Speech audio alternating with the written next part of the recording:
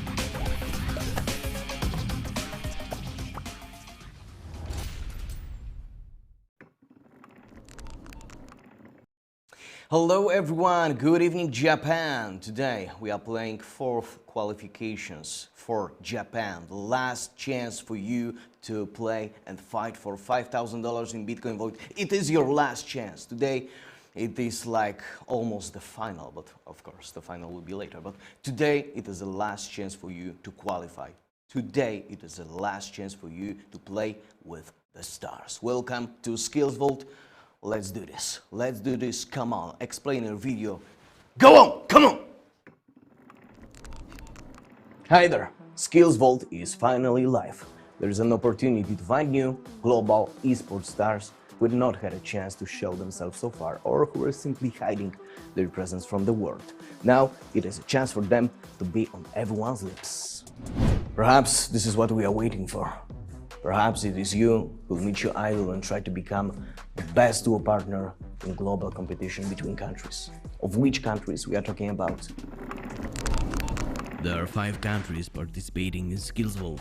Korea. Registration starts on the 9th of August. The finals, in the other hand, will start on the 18th of September. Japan. Registration for this country will start on the 30th of August, and the final part will start on the 10th of October. Vietnam. The qualifiers will start on the 9th of September. Final part will start on the 10th of October. China will start qualifying on the 27th of September, while the finals will take place on the 6th of November.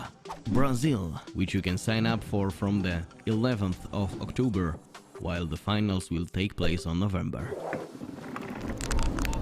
Both stars are for your disposal, but only if you try you'll be able to find out who you play better with in duo. Represent your country and fight for the SkillzVault champion title and for $6,000 in Bitcoin Vault per region.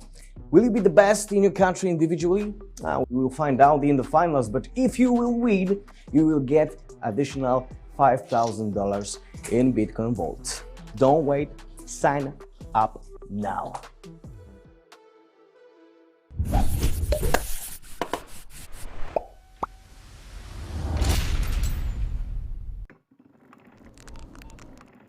All right, I really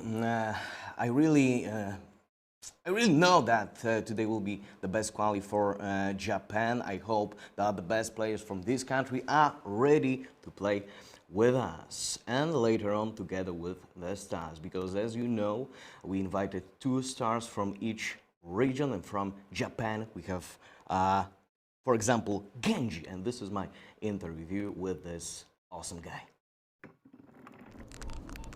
Hello, I'm Testrian. You are watching SkillzVault. Today with me under a hail of questions will be Genji from Japan. Hello, hello, hello. How are you, my friend? Oh, I'm fine, thank you. I'm fine too. That's great. So I will ask you 6 questions. Please answer to me very honestly. Are we clear about that? はい、了解です。 Okay, perfect. So let's go. The first question is, please tell me, who are you going to be for SkillzVault? 今回はスキルフルで、インフルエンサーとして出ているんです。日本の代表として出ているんですが、そこでちゃんと優勝できるように頑張りたいと思います。よければ応援よろしくお願いします。Of course, I will keep my fingers crossed. Next question is, what do you think? Who are going you to play with? ゲームは雰囲気がすごく大事なので、雰囲気のよくやれる人で一緒に強くなれる、成長をできるような選手と一緒にゲームをやりたいと思っています。So what are you going to focus on during each game? ミスのないようにプレーをすることが一番大切かなと思っています。Genji, what is going to be your role in the game? チームでは、チームをまとめるような存在をやっているのかなと思っています。Okay, so now very important question. Who do you think should participate in the event?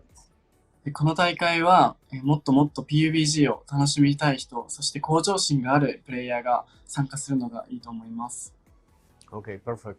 Thank you very much. And the last question is, according to you, what is SkillzVault? このイベントは、PUBG モバイルを盛り上げる、すごく大きな e スポーツのイベントなので、こんなチャンスはないので、たくさんの人が参加することを、期待しています。Okay, Genji, thank you very much for this quick interview. You're welcome. Thank you for watching. Don't miss SkillzVault. Sign in right now.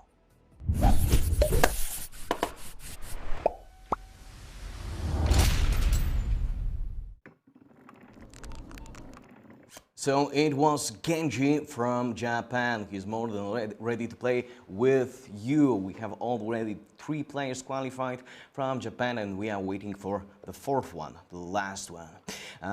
Another star is IQ. Let's go. Hello, I'm Tesri and you are watching SkillzVault. This interview is for us to get closer to our stars. Today with me is IQ from Japan. Hello. Hi there. How are you today? Hi, こんにちは。よろしくお願いします。Fantastic. So I think we can start. I will ask you a few simple questions. Are you ready? Yeah, of course, I'm ready. Okay, so let's start. Who are you going to be for SkillzVault? 日本の代表としてスキルズボルトに出場して頑張っていこうと思います。Who do you think are you going to play with? やはりレベルが高い大会だと思いますので、そういったところで勝っていけるっていう部分でも、しっかりとコツコツ努力できる選手っていうところかなというふうに思います。What are you going to focus on during each game? やはり、個人ではなくてチームでやるっていうところもありますので、コミュニケーションというところをしっかりと取りつつ、勝ちに貪欲にやっていこうと思います。Okay, and what is going to be your role in the team? お笑い担当かなと。チームスポーツですけども、やはりそのチームの雰囲気大事ですので、そこをいかに盛り上げられるかっていうところを頑張っていこうと思います。Okay, so who do you think should participate in this event? やはり勝ち負けっていうのがはっきりする部分もありますので、いかに勝ちに貪欲になって、チームスポーツですから一丸となってやっていけるかというところ、そこの選手一人一人の気持ちの入れようってところですよね。いかに本気かっていうところかなというふうに思います。Okay, and the last question, according to you, what is SkillzVault? そうですね。やっぱり日本ゲームっていうのはやっぱこの言語の壁とかがありますので、日本国内だけで落ち着いてしまうっていうのはあると思うんですけども、そこがいろんな国の人たちと交流できるっていう部分で、自分たちの名前っていうのを、他の各国の選手とかプレイヤーに、広めるチャンスでもありますし、もちろん、ゲームのスキルっていう部分も、自分これだけ強いんだよってところを、いろんな国の人たちとかに、見せることができますので、そういう、普段交えない、普段交流できない部分の人たちと交流できるっていうのがすごく、スキルズボルトの、いい価値かなというふうに思います。IQ-san, thank you so much. I think we all know you a little better, and I'm sure you will do your best during each game. Thank you. Thank you very much, and see you. See you on the battlefield. Thank you, Tesri-san. Thank you. 頑張ります。Thank you.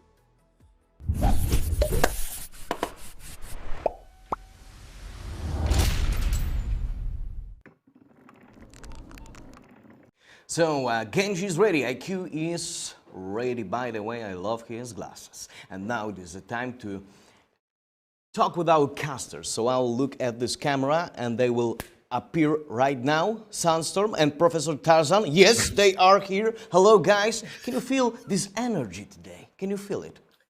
Always. Japan. This is the last one. I'm more than ready. Last qualification. That is always, the spicy thing. I think we have 2 questions to answer. Sometimes you see, do we have someone making it towards the end and have, have a huge lobby that we get to see that collection of skills and all that stuff. But number 2, can anyone show the ability to dethrone, like whoever's been playing, right? We're talking about the skill level per region as well. Like Japan still need to catch up because we've got some spicy ones from South Korea.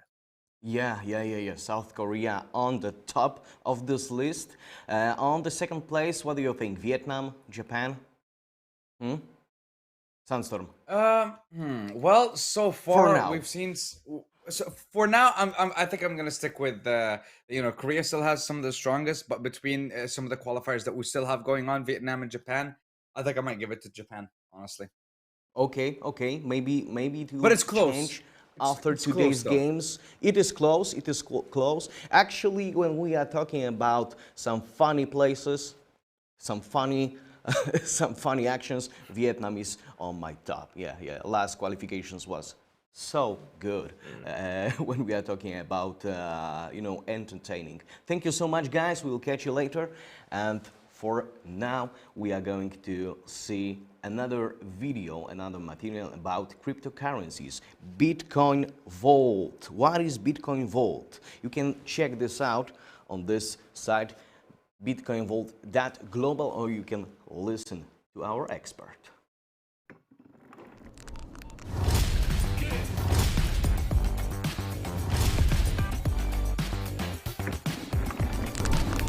Bitcoin Vault, it's a cryptocurrency. It's like any other cryptocurrency there is on the market, except one difference. The difference is quite huge because in Bitcoin Vault, we allow users to reverse a transaction.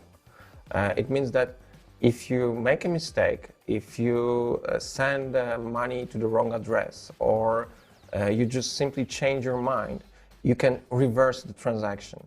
It's quite the opposite with other cryptocurrencies, where you send the money and it's sent. It's already gone from your wallet. In our case, you have 24 hours to make a decision, to change your decision, if you want to proceed with your transaction or you want to cancel it.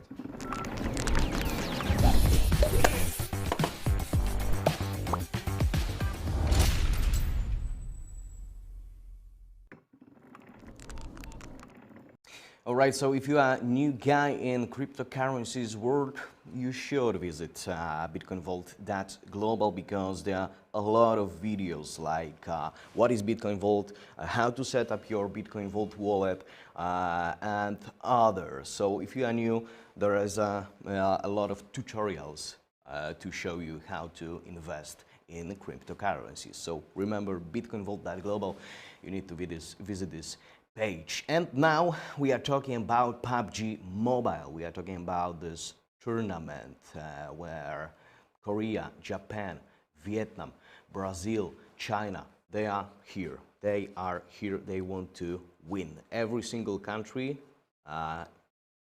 think that their country is the best. So how to play with us? I know this material, it is like we are almost ending the qualifications, but you can still join us because the match didn't start yet. So how to play? Log in, sign up, and play with us. Hi there! SkillzVault is finally live. There's an opportunity to find new global esports stars who had not had a chance to show themselves so far, or who are simply hiding their presence from the world. Now it is a chance for them to be on everyone's lips. If you are from Japan and your unfulfilled dream is to play alongside a star and become a professional esports player, there's only one way you can make it happen: SkillzVault. But how can you participate in it? It's very, very easy. You enter the specially prepared SkillzVault website, which you will find at the address skillvault.gg. Then you will find the sign up tab. There you will be able to see the option to sign up for one of the 4 qualifying tournaments. Thanks to that, you will join the stars who are waiting for you in the match stage of the tournament. And which stars we are talking about? Genji Gaming is the first Japanese player with whom you can form the best duo in the fight for the global SkillzVault champion. IQ is the second Japan representative waiting for you. Remember to sign up as soon as possible. Okay, so remember that there are 4 qualifying rounds. So even if you can't sign up for the first one, we'll accept you on the second with open arms. So if you are ready to become the best, it is worth knowing how and what you will fight for. In each country, the tournament was divided into 3 stages. The first is the qualifying phase, the second is the match phase, and the third is the final. Together with the stars, you will take part in 2 of them, gaining both individual points and those that will add up to the global SkillzVault ranking. If you are the best in your country, a big share of the $6,000 prize pool in Bitcoin Vault awaits you. But that's not all. If your country turns out to be the best among all participants, you will receive a whopping $5,000 in Bitcoin Vault prize and the SkillzVault champion title, as well as eternal respect and a chance to be noticed by headhunters looking for players. If this sounds like an opportunity to you, don't waste it. Sign up now.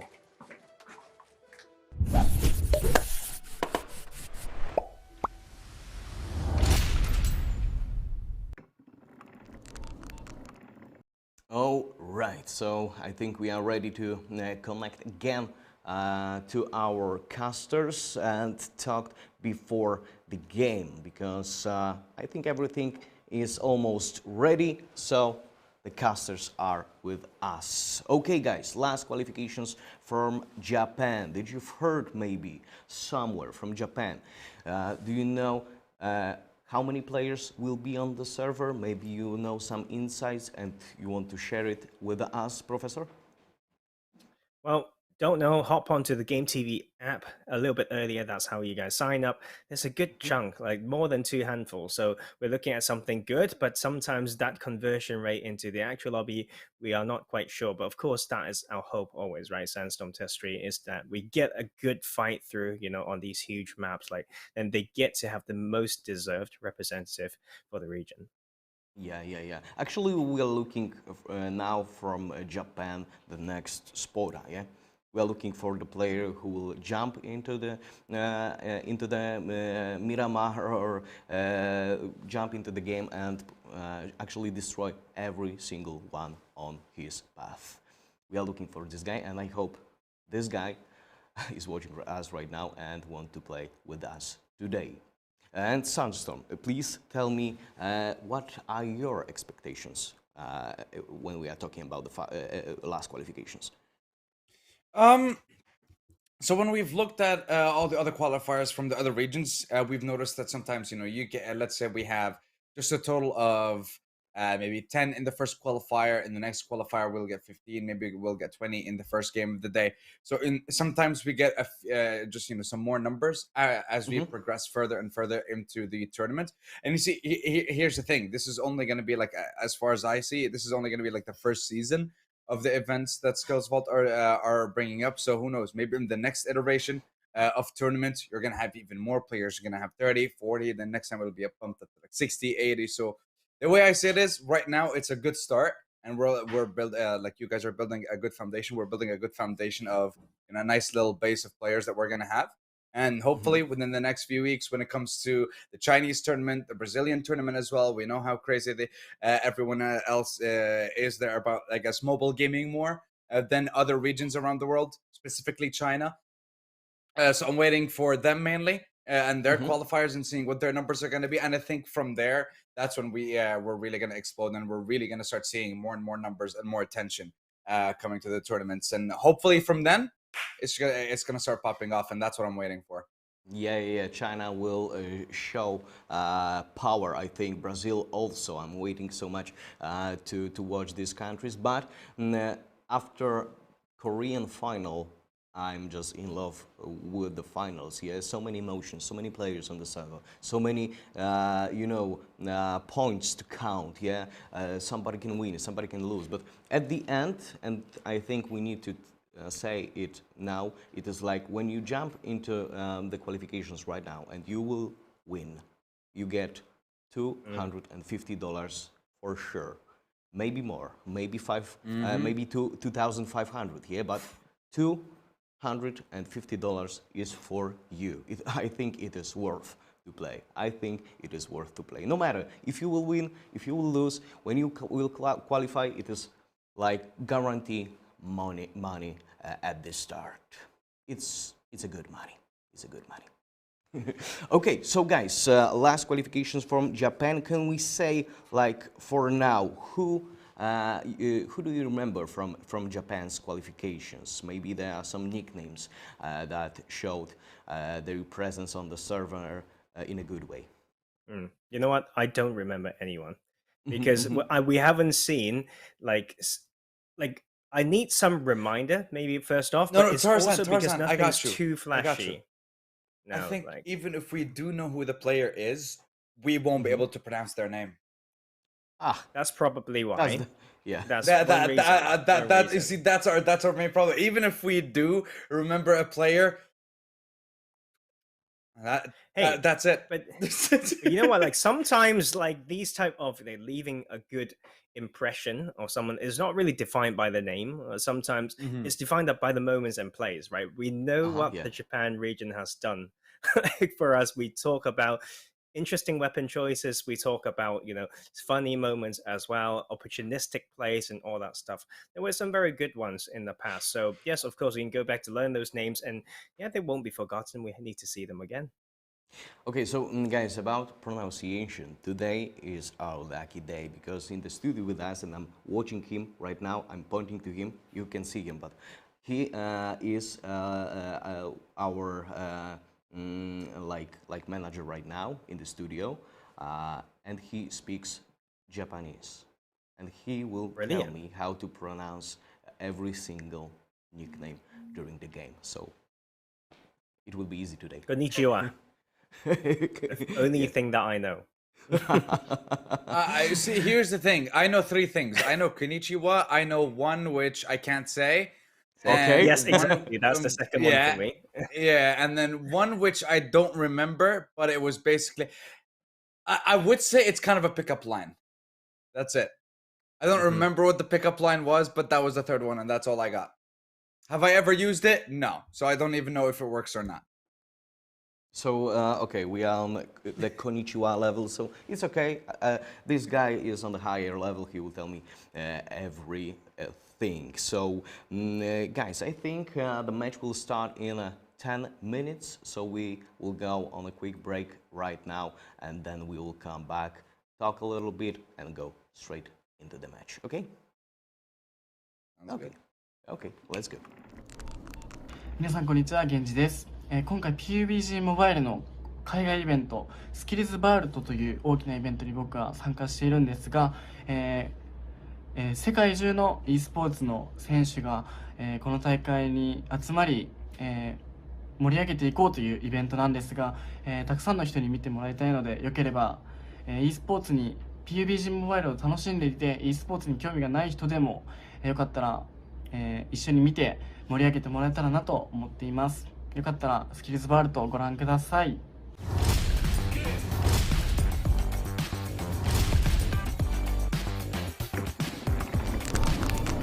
Cryptocurrencies, it's like a virtual money. You can store it, you can spend it, transfer it, you can store it for short term or long term, like an investment. But overall speaking, it's like a virtual money. You can use it to buy things either online or offline.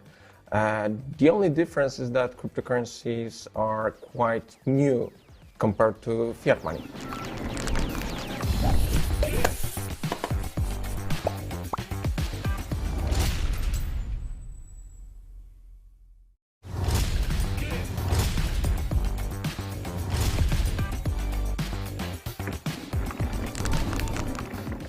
Virtual cryptocurrency wallets allow users to store crypto, to store different kind of coins or tokens in like a virtual wallet.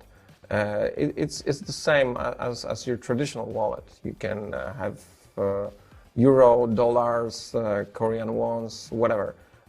In a crypto wallet, you have the same, but you store cryptocurrencies online or offline in your virtual wallet.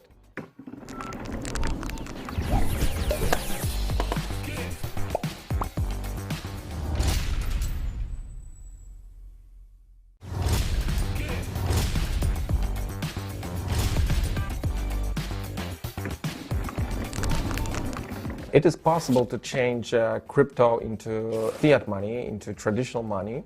It is possible through an exchange, a crypto exchange, which accepts both crypto assets and fiat money.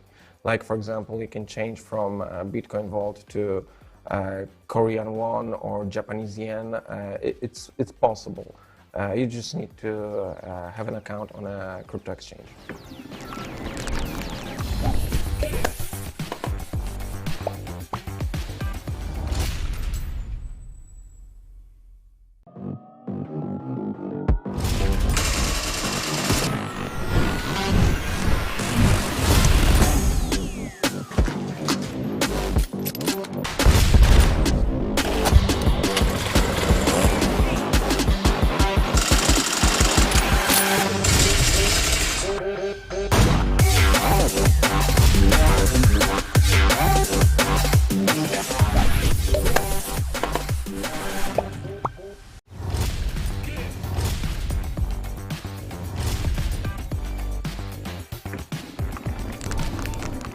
mining of cryptocurrencies, it's a big topic. There are crypto that you can mine, or there are cryptos that you can stake to earn more crypto.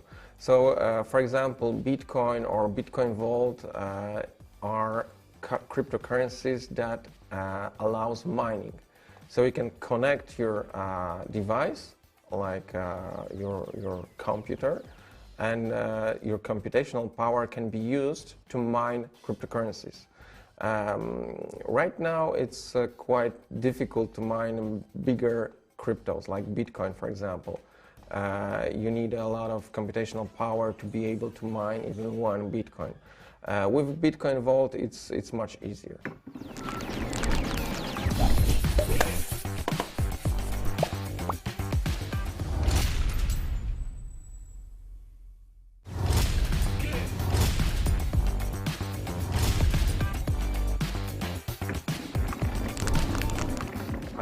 Bitcoin Vault is the only cryptocurrency on the market that allows reversible transactions. It is possible through a unique set of private and public keys. We use those to allow users to perform different kind of transactions. So, for example, if you are sending crypto from one address to another, you are using a combination of one of the three keys. If you change your mind in the process and you want to cancel and reverse this transaction, you are using a different private key.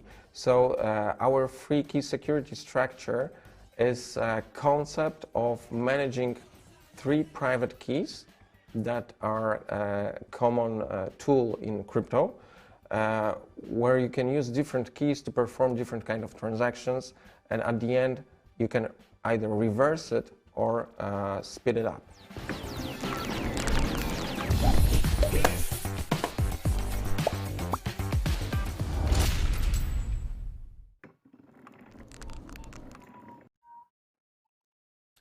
All right, we're back. So we are ready to jump straight into the game, guys. I've learned like Imano starto. It is like we are starting in a minute, so I'm leaving you right now, and I wish you a nice game. Thank you. Every time Testry leaves, it breaks my heart. It feels like you're losing a friend, and a good-looking one. That's worse. It's like such a bloody waste. Bro, I'm still jealous of his suits, man. He's laughing right now. Yeah, I'm telling you, like his suits, his combination, it's always on point. It's always great to see. Anyways, ladies and gentlemen, this is the fourth and final qualifier for Japan. Your last opportunity, your last chance to make it into the finals and fight for your spot for first place and make yourself a decent bit of money as well while you're at it. Tarzan, we have seen quite a few interesting players over the last couple of weeks. We're going to be seeing maybe some of the same names that we've seen the last time, maybe in the Japanese qualifier. That's something I'm looking forward to. Maybe we're going to be seeing some new names as well join us in this qualifier. But at the end of the day, I just hope, that as many people as possible get to, I guess, just use this opportunity to try and get themselves involved in esports more and more. You know what? Like, I've been looking for players myself. I mean, I try to maybe help here and there, and sometimes it's down to holding someone's hand and say, you should come in and try. Maybe today I'll have one of those like type of players. So I'm excited to see, something different other than just people that I wish I know personally, right? Like, for example, Sporter would be sick. Do you sometimes have this, right, Sandstorm? You say, this is a very good player. I wonder how they look like in real life. But to be fair, in Pro Play, we get to see that more, right? When people get to that level, they kind of need to show their face. They start to have more publicity and all that stuff. But upcoming talents as well. That's another thing.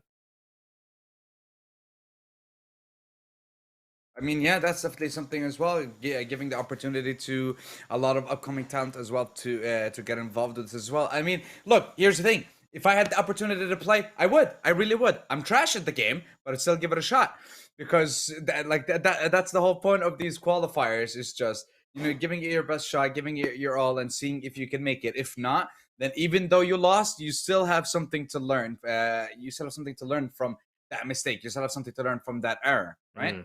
And that's something that I love about these qualifiers as well. The fact that it isn't one and if you sign up for one, it doesn't mean that you can't sign up for the others. No. You have the opportunity to go for every single one of them if you don't make it through. And that's why we've been seeing some of the same names come back over and over. But Tarzan, since we are 2.5 minutes away from our first game of the day, which of course is going to be on Erangel, the second game is going to be on Miramar, we're going to see how much you can upgrade your dinner sponsored by Sandstorm when you come to Dublin, right? So we're going to bring it back to round 3, I believe. So far, we've upgraded it from like a McDonald's level food dinner to, I guess, instead of takeaway McDonald's, now it's indoor, indoor. Okay, wow. Okay. So now you're leveling it up from like fast food to like an actual, let's say, restaurant, right? Okay. So path of the plane for Erangel. Where is it coming from? Where is it going? And if you're closer than I am, you get to upgrade your food. Kameshki to Quarry. Kameshki to okay, you're really okay. I'm gonna go with Zarki, and it's gonna pass over Pachinki, or at least close to Pachinki. Right. Okay. Yeah. So it's gonna be headed towards, I guess, the areas of like I want to say between Milta and the military base. Like Milta and military base are gonna be like here. It's gonna pass like between them. So I think that's where it's gonna go. We have a minute to find out if if you're gonna be right, I'm gonna be wrong. We'll see who's gonna come out on top, and if Tarzan will be able to upgrade his dinner. And don't worry, of course, we'll keep you guys updated. We'll let you know what happens with it. It's gonna happen sometime in December, maybe. Apparently that's when he's gonna be visiting. So we'll see what happens then. And don't forget, ladies and gentlemen, let us know what you think. You tell us what you think. Give us a couple of opportunities. Give us a couple of guesses rather as to where you think the path of the plane is gonna be and where that first zone is gonna be coming out. And we'll see if if you're right. Well, congratulations. I can't give you a dinner, but I can give you a thumbs up. That's all I got. I'm sorry. Well, you know what? We've got more things in store today, Sandstorm. We started a game that we haven't finished, I believe, last time. So we did this thing, guys, when we come to trying to list out all the guns that we know according to their classes. We went through pistols, we went through ARs, shotguns, light machine guns, right? So we've still got snipers and SMG, I believe. Okay. So we are going to play that game, maybe one category per lobby, so we get to space it out. Otherwise, we don't have enough of that same fun. So let's find out. All right. So we're gonna go with snipers is what we have this time. Let's start with snipers. Yeah. Do you want to do snipers? Okay. Yeah, well, we'll do snipers once we get into the game, and hopefully we'll see if someone's gonna be picking up some, maybe a sniper from the drop. Upgrade. Yeah, that's what I'm waiting for. Let's see. Flame path. Yeah. Okay. I have to be closer, right? Yours is. Like I mean, mine. Let's be honest. Mine was the complete opposite. Yours is basically if you were to move it to the left 1 or 2 squares, it's there because it's Kameshki to Quarry and Primorsk. So okay, yeah, you've upgraded your dinner from going for a McDonald's to, let's say, an actual restaurant. It doesn't have to be 5 stars, but it's an actual restaurant. But ladies and gentlemen, I do see some familiar names in this qualifier. We are going to be jumping into the action. 9 players going to be jumping in and seeing who's going to come out on top and who will be getting the first points of the game and getting themselves ahead in the 4th and final qualifier for Japan. Well. Like, this is interesting, right? Like, leading players to maybe go to military base, and there's got a good amount of water to separate both sides. You can't go further than Pachinki, I don't think. If we draw a line from Stelba to Therapy, should we say that is probably the max jump distance, and you also need to have very, very good skills to make that work. And Bazua is back. I think right now, when we look at the history of the past week, he's probably the best player so far for the region. So it's going to, yes, be spicy now in prison. And I think also Hiroku is back. So I believe he's got his qualification already. So just here to disrupt the lobby. But, why not? Test each other out, and one close player already, I believe. So Bazua should be able to pick up the footsteps. I mean, I did. Maybe he's not playing this one with a headset. And here comes that DP, right? So early game, early kill, maybe? Oh, we'll see. Pulpo with the DP. Just okay. He's just checking that the gun isn't jammed. Firing it a couple more times. You don't want to get the have the gun be jammed on you in literally the worst moment possible. We have I am Bazour, who's just on his way back from the grocery store. I love it. I love the I'm in love with this backpack. Honestly, it's my favorite thing. Jesus. Okay. So yeah, he's just on his way back from the grocery store, maybe picking up a couple of kills, a couple of points for the family. Nice spray control with that M4, getting himself the first kill of the game and the first 30 points on the board as well. So great start to Bazour there in prison. Well, yep. Yeah, brilliant. And you know what? My favorite backpack so far. Like, not only do I like food, I don't think that's the key thing here, but it's the colors in that backpack. So I want to find out what's the level 3 of that same backpack. Right now, that was a level 2, right? So right here, Milta, we've got some potential action. So 2 boys in here, Killer Boy and then Tory Boy. Let's see who will come supreme. I think this city is big enough for people to not see each other on parachuting, but right now they're more like north and south instead of like the west and east type of separation, which is probably slightly closer. So let's see whether they can get this through, because so far we see some decent movements, I think, from like Tory Boy, just quick zigzags even from that distance, and Killer Boy right here as well, just like having the very nice smooth movements as well. You know, the small bits where he wants to, bring his gun away so that he can move quicker. And we've got some experienced players here, to say the least. If not experienced, Sunstorm, pretty stacked or pretty rich. Like Glacial M4 by Tory Boy. We've already seen a Glacial M4 earlier. Tory Boy taunting a little bit. So let's see what they can do from here. And of course, like early contested drop, maybe no vehicles yet. Still an important one, I think. Oh, it definitely is. But the thing is, like Killer Boy, at the moment, he's the one that's not moving. He's the one that's not getting a lot of loot, for example, to keep the fight going. So he has no meds, no stims. Meanwhile, Tory Boy might be able to take the fight, heal up, take the fight again, heal up, and just wait a couple seconds. So I think he has a slight advantage. Killer Boy finally deciding to move up a little bit. Maybe he'll get something to empower whatever he has at the moment. Because level 1 vest, that's not the best. Literally the worst armor you could have. Level 2 helmet, that's okay for now. But we'll see how the fight between him and Tory Boy plays out.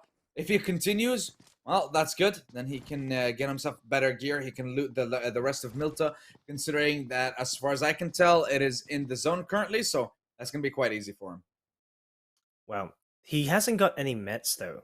Like, that's the issue, right? Like, so that is the key thing here. But I'm really excited for this one, Sandstorm, because we see Bazour back in here. He's probably mechanically better than Haruku. Like, he just missed some of the qualification games, so he didn't get qualified. But then we also see Tory Boy here. Seems like the movements are smooth, and also Killer Boy. So we've got a bunch of boys and a bunch of players that we've seen before, and this can be huge. And this is also the meta loadout as well, right? Like the 45 as well as the M4. So like, Tory Boy seems like he's got that quick movement coming through. So we love looking at these basics, Sandstorm, right? Like sometimes we literally would say, hey, in the early game, if this is how you run, you're probably a bot, right? Like, so it's these very fine details. I mean, like through watching the game, we've been calibrated to know how some pro players move. Is sometimes those very good movements, very nice use of cover, and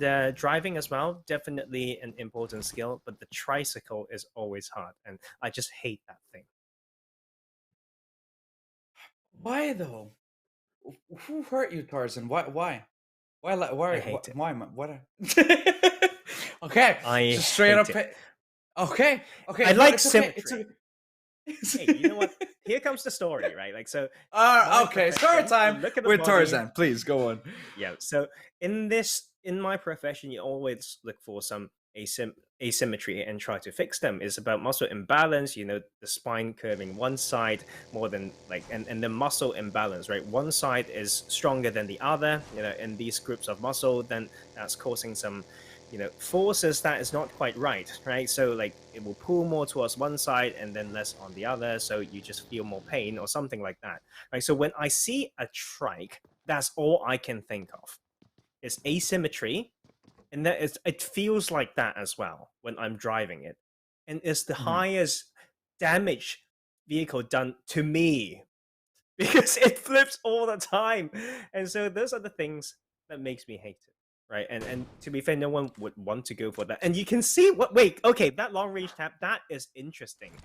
That was probably his own shot because it looks like it came from behind. But I know Toriba is not holding the SLR, right? So that is Killerboy just taunting it, like smokes in the area as well. This can be interesting. 3 players that shown some promise just based on how the movements are all here. One shot, one pushed in with the smoke as well. I'm gonna give you over for this one because this is going to be a juicy one.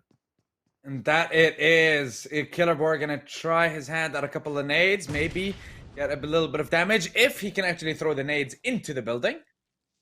Meanwhile, Bazour is still struggling to take the groceries home. Yeah, I think, is he gonna make it in time for dinner? That's my question. Because you know how long it's gonna take.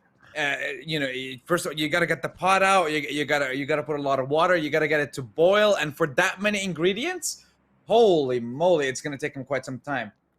But here's the thing: if he wins the game, he gets a chicken dinner, and he doesn't need to cook. Yeah. Okay. Nope, he doesn't need to cook at all. He is getting his second kill of the day in the first game. That is exactly how you want to start if you are Bazour. But the thing is, there is still one more person close by to the south side. He's already in a vehicle trying to move up. And yeah, that is in fact Toriboy. He's going to be taking the fight once more, or is he going to try and run away? He looks like he's going to run to the hills. He doesn't want to continue this fight unless he does make a quick sharp turn. He's turning around and looks like he wants to take this fight with Bazour at the moment. Hey, it's nice. I think he's showing his position a little bit, but he's also known Bazour's position. So he's moved to somewhere with a little bit more high ground. He can rotate along the ridge when he needs to, and then he can just use smokes and then just find a different way to strike. And I think this is a challenge, right? They're literally trying to taunt each other and see who's got the better aim. We'll see who has the better aim indeed. Toriboy, he's still picking at the windows, trying to see if he can actually get LOS on the opposing player, but doesn't manage to do that just yet. He's going to move his car once more. See if he can get a little bit maybe closer to the target, and that's exactly what he's going to do. He's going opposite the straight. Bazour thinking, maybe should I cross the road? Maybe should I wait? It is in this moment in time that Bazour is thinking, why did the chicken cross the road? And it was obviously to get the it's obviously to get the kill and the 30 points. We'll see if he's actually so that his vegetables got a main course is what he's trying to say, right? But he's done some crazy damage with utilities before, and that is a good one actually. Huge damage coming through with the molly, and Toriboy would feel that pressure. I mean, for both players, you can see some of those mechanics coming through, and Bazour, this is no surprise because he was hands-on the best player in the recent weeks. Other than Sporter, he's got the fancy bits, he's got the spring onions, he's got the spices, and he got these skills. And Glacial M4 versus Glacial M4, you know what, Sandstorm, we don't get to see that many times. We really don't, but what we do get to see right now is a bit of a patience game being played by Bazour here. He doesn't want to force the fight. He got a little bit of damage with the molly. And here's an interesting mechanic, right? So, I know you get hit markers whenever you're shooting someone and you actually land the shot, right? Would you get the same kind of, let's say, notification when you molly them as well? Or when you nade them? For the kill feed, you mean? No. Just like, for example, when you shoot someone and you land the shot, Yep. you get a hit Ooh. marker. Oh. And we'll get back to that. We'll get back to that in a minute. As Bazour, he definitely got a couple of hit markers there, so he knows he can actually go for the push here on Tory Boy. He's going to try to whip out a nade, but is the nade going to be able to get the damage that he needs to get the kill, the third kill of the game? Not able to take him down just yet. And he is about 200 meters away from the zone, but the zone is going to be moving in about 3 minutes as well. So he still has a little bit of time to play with here before he's going to be forced to make a move. But even then, the zone, as we said, 200 meters away, it is literally across the street. But it is a bit of a Joker zone, though, because we don't know if it's going to be ending up on the military base side or if it's going to be ending up on the Pachinki side of the map. We're going to have to wait and see after the first zone, or rather the second zone closes in. And we'll see where the third zone decides to play. Is it still going to play with our feelings? Is it still going to give us a little 50-50 action? Or is it going to finally give us a hard shift and actually decide where the end of this game is going to be?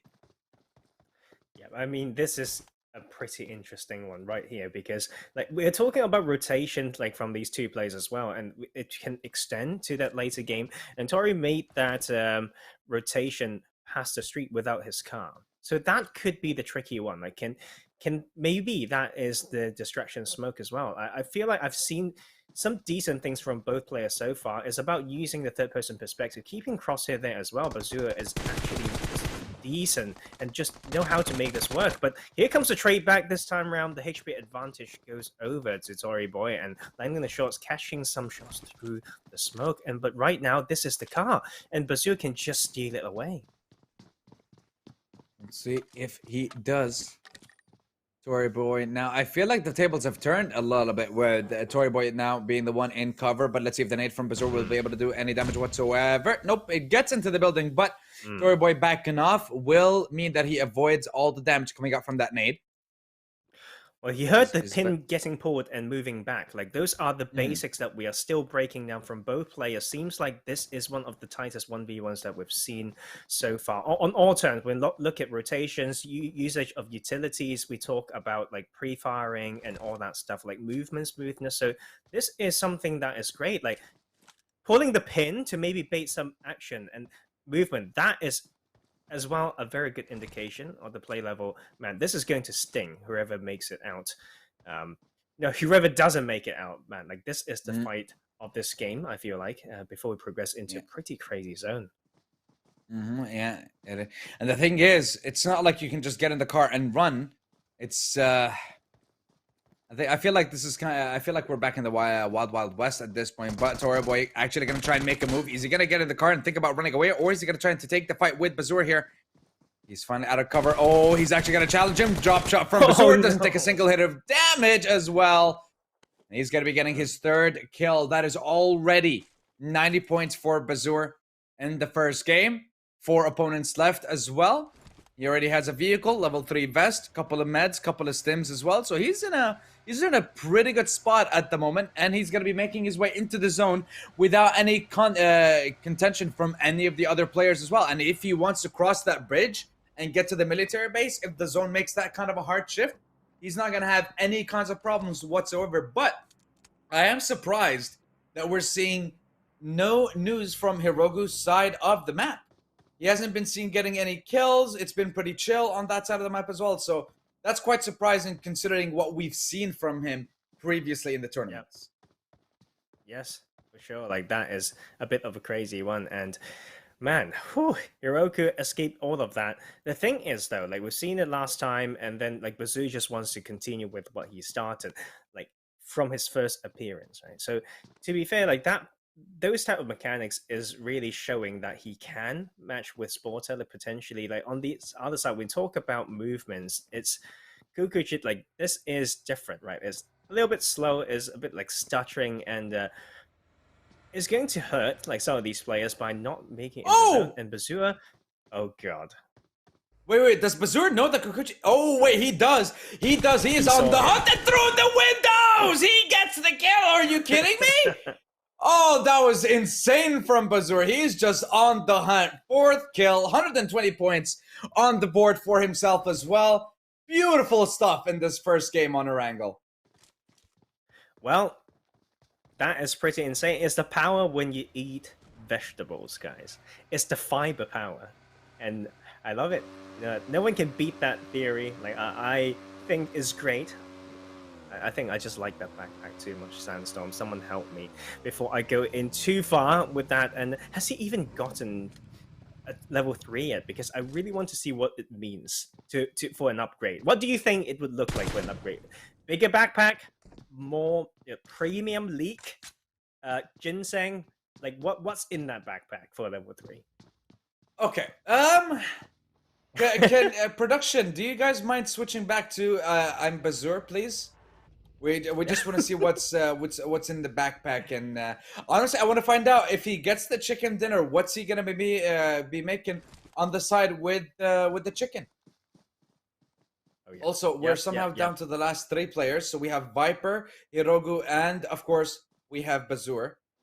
We can switch over to Bazour real quick, but you know, I don't think we want to at this point, but we might just have to, because he's the only one on that side of the island. He's the only one on that side with the zone. So Hirogu and Viper both have to cross the bridge, but if Hirogu and Viper both just have to cross the bridge at the same time, I believe only one of them will make it out alive. And even then, Bazour might hear the fights towards the bridge. He might make his way down there as well and get himself yet another kill in this game. We're seeing Viper. He's getting in the car. He's making noise. So Hirogu knows exactly what's going on at the moment. So he might set his sights onto the buggy. He might set his sights. Oh, but a Moisen? Moisen not going to be the best weapon to take someone down in a car unless your aim is absolutely ridiculous. Well, it can happen. We've seen it before, like in this tournament, moving targets, headshots on the boat action. Always love watching those. But to be fair, I like watching, you know, big rotations, smart rotations more. And both of these players are going to hurt each other a little bit if they just don't find a vehicle. Maybe I'm feeling like bored of myself at this point, like thinking about vehicles. I think I should just accept the fact that some of them like running a bit more. I mean, I guess it's healthy, right? Like, it's healthy. I don't know how else to really promote that idea. And Viper here also just having these small, decent mechanics. Like, to be fair, like the small crouching and this and that, very carefully walking left and right around that ridge so that he doesn't show. Now repositioning to find a different angle. These are good. Like, today's lobby has been of a very decent level. Oh, baby. We're going to have ourselves a Mexican standoff here, Professor. That's exactly what this is shaping up to be. Viper's on the high ground. I believe he's going to be rotating, and he's going to be the right side, from our perspective anyways, of the standoff. Hirogu's still waiting. And look at that. He's even tracking Viper just by in-game sense. Meanwhile, Bazour is slowly making his way towards Hirogu's house. Is he even going to be able to get into the house, or is he going to go for... or are they just going to become neighbors in this state? Or at this moment in time in the game. Hirogu's prepping a nade. He's expecting Bazour to go into the building, but he actually fails with the placement of the nade there. This is a little bit... Okay, I'm just going to call it out. I find this suspicious. Like, why would you go to this part of the map, outside of the circle, just to cross the bridge to nade a particular building? Right, so... I don't know what are we running on when it comes to delay or whatnot, but this is very good PUBG. Like, from a player that has shown very good ability. Do you get what I mean? Like, I have my suspicions, and I have a very low tolerance to stuff like that if it's actually the case. So I'm going to call it out without any remorse. And Bazour needs to, I don't know, like, I don't know how to really prove that, but yes, he decided to sweep through the bridge anyway out of the zone and try to take this fight. Hirogu, this is rematch of what we've seen of these players last time. They were down to the 1v1, and then Hirogu... No, it was someone else. It's not Hirogu. Hirogu is the most recent qualification. Bazour was against another player. So my apologies there. I got a small brain fart, and here comes the zone. Oh, Hirogu though choosing the wrong time to use a nade, and the zone is already going to be coming in. Hirogu choosing to go on the bike. This is going to be deadly. Jump shot coming out from the side of Bazour, and that's going to be the game. Basically decided at this point is Bazour is on a 5-kill winning streak. He's 300 meters away from the zone. The zone's going to be closing in. Viper Gotta be making his way over. And the thing is, if he runs into Bazour and he's the one that's not on a bike, he's not the one that's in a vehicle, and he will be able to spot him out and might be able to actually get the last kill of the game just right there. Bazour's gonna be passing by, not gonna be taking any damages. He does. Oh, but there's no kill. There's no kill. Bazour might be forced to stop. He already knows. You know where the last player is. He just wants to make sure that he doesn't get taken down. He's gonna bob and weave left and right, and now he's gonna stop, and the tables have turned, Tarzan, because I think that, you know, the other bridge might be a little bit too far from the zone at the moment, and now that the zone needs a minute and a half to close in, I'm not sure what the call is gonna be. Is he gonna challenge Bazour on the bridge, or live to fight another day by rotating on the other side? And that's exactly what Viper seems to be doing in this case. Viper is showing some ability as well. You can see, like, we have some very decent crosshair tracking when it comes to, like, taking these shots. So that is a pretty decent one from him. And to be fair, he is still toying, like, with the idea of maybe having a bridge fight, but then it's about entering when it's least expected. It's time to swim, and Bazour is ready for this, right? Because it's quite easy to predict what's going on. And you can see the small how should I say this? Some more micros coming through with micros, so skills, mechanics, like using the I button, keep track of what's behind him as he zigzags into zone. But this needs to be done quickly, Viper, because that circle is going to hurt, and swimming is a little bit slow. A little bit slow indeed, but Viper is his decision. Honestly, I feel like he should have actually won the game. Viper should have actually won the game if he managed to land just one or two more bullets onto Bazour. That would have been the game, and that would have been the points that he needed to kind of equalize with Bazour, and maybe even challenge him in the second and final game of the day. Now Viper finally going to be changing it up. He's going to be getting into a boat and going to be crossing the river. But the thing is, in the boat, knowing how weak it is, Bazour, if he spots him out here, he might be able to get the kill, but Viper will be safe for a few short moments. Let's see what happens when he decides to get into the zone, though. Will Bazour be ready or not? Well, this is a good one. I mean, this type of rotation is pretty big brain, I would say. And the issue is, though, getting back onto the shoreline. Like, these big rocks are no joke. Like, we've actually seen in pro play, like, people choked around here, don't know where's the next bit that they can get on ground. And you know what? It's further than you think, buddy. Like, this is where you can do it, I believe, if you can do it very, very well. But no, like, I don't think it's going to be easy at all. Like, personally, I have not tried that. I have not attempted to, because it's just too steep. It's just too steep, Stamstorm. It is, and this might be a big problem, as the zone will close in about 2 minutes. And if Viper doesn't make it, let's see. Ooh. Seems to... Oh, no, yeah. Okay. If at first you don't succeed, try again. Or maybe rotate a little bit earlier. This is, in fact, PUBG Mobile, and there are other options. Bazour, on the other hand, deciding to try and see if he can get himself a better weapon. Might be able to get a... even, I guess, newer helmets. Yeah, he doesn't care, really. He doesn't really care about getting a better weapon. He's happy with the M4. He's happy with the DPM. Now he knows where that last player might be coming from, where Viper will be coming up from. But the thing is, oh, wait a minute. Is he actually going to make it on these last couple of steps? He might just come from behind him without him knowing. Let's see. Oh, he's so close. Oh, are you kidding me? Viper's actually made it through. And this might turn the tide here, because Bazour might be completely unaware of where Viper's going to be coming from. Yeah, that is a good sign of, you know what, like, with the pressure of the game and all that stuff, sometimes even if you know that there is probably where you can get back up, you can just keep falling.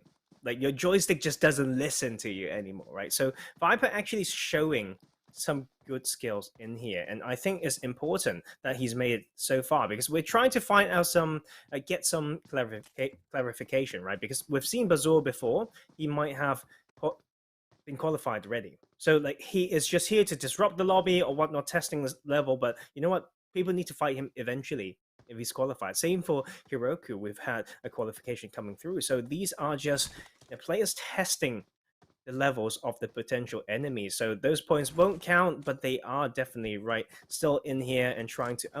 Okay. This is the type of taunt that is amazing. Like Bazooka literally turning 360, making sure that someone knows that he's there with the smoke at the most elevated spot in this circle. And see, man, I feel like it's a 50-50 one because Viper has been playing some pretty decent PUBG, right? When it comes to small rotations, when it comes to lining up some shots, parkour action, personally, I don't think I can find the best way to get back on ground, like right there. And okay. Yes, and yes. Viper! Oh my god. So he's actually managed to make it through without Bazoor even knowing. That's the beautiful part. The fact that he was able to make it through without Bazoor knowing exactly where he was going to come from. Surprised him from behind, manages to get the kill. I mean, the fact that Bazoor doesn't get the chicken dinner as well, that's a huge impact. And all those groceries gone to waste. Well, at least now he gets to go home. At least now he gets to go home and actually cook. Maybe he'll have time to join us for a second game. And hey, you never know. Like for a warrior who also likes food and all that stuff, right? Like in the backpack, there's some leak has been blocking some bullets. That's why he didn't die slightly earlier, right? Like we have that set on, yeah.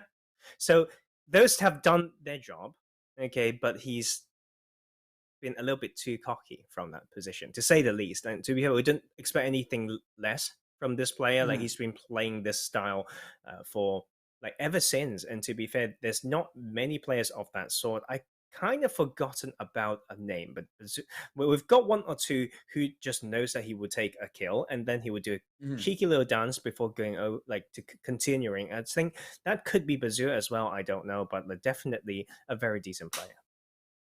Very decent player indeed, but Bazoor getting the 5 kills, not managing to get the 6th and the win, might actually just give Viper a little bit of an edge when we look at the points later on. But ladies and gentlemen, we are done with the first game of the day. We're going to be taking a very short break, and we're going to come back. We're going to be coming back with Test Street before we jump into the second and final game of this 4th and final qualifier for Japan. So don't go anywhere. We're going to be right back.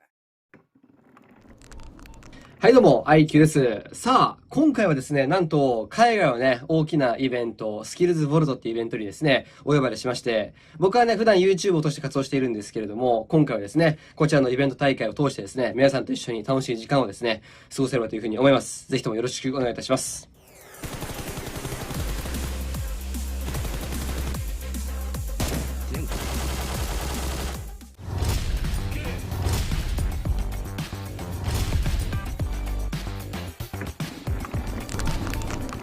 Price of cryptocurrencies are determined by the market, by the game between supply and demand. It's the same story with forex markets or stocks markets or commodities. If supply is bigger than demand, then price drops. If the demand is bigger than supply, price increases.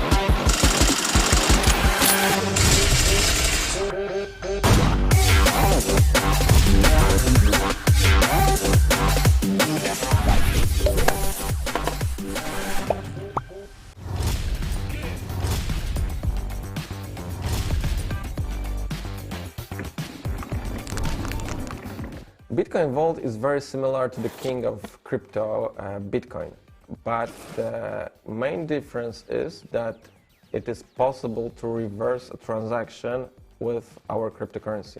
With Bitcoin Vault, if you make a mistake, if you change your mind, you can always reverse your transaction. You have 24 hours for that. It's a limited time opportunity.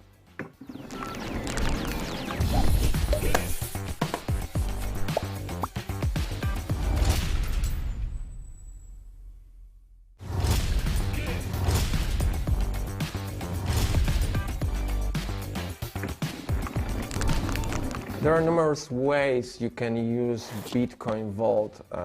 Like for example, we have a partnership with Exino. It's e-commerce where you can use your Bitcoin Vault to buy, for example, gaming accessories. Or you can create an account with a free wallet where you can buy gift cards. Those gift cards you can use in both online and offline stores. Or, if you want, you can buy BTCV and donate to the prize pool of SkillzVault.